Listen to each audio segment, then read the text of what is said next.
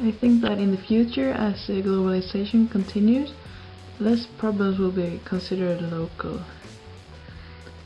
And also the science community will follow this, and communication between scientists and different teams will improve and be faster and more efficient.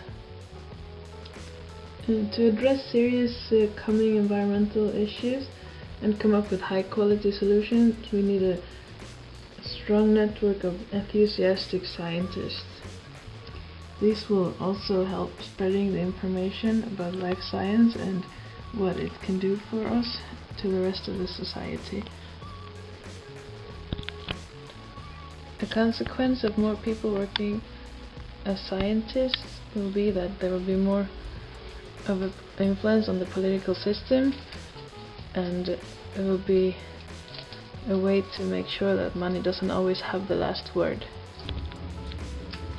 A better knowledge of life science in general will make it impossible with really stupid marketing.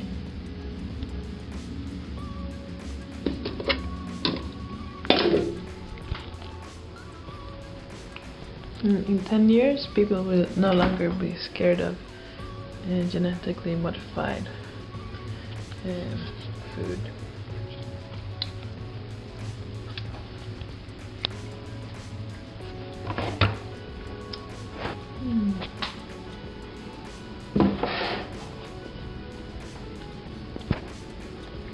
And finally, we will be able to grow bananas in Sweden.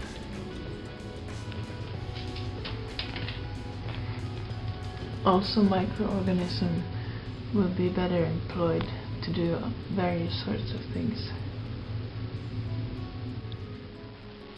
There's a chance that we have been contacted by aliens, and by their biology we'll investigate further the chances for us to survive on a different planet, as the resources are running out for ours. This will raise the question of whether we can survive in space.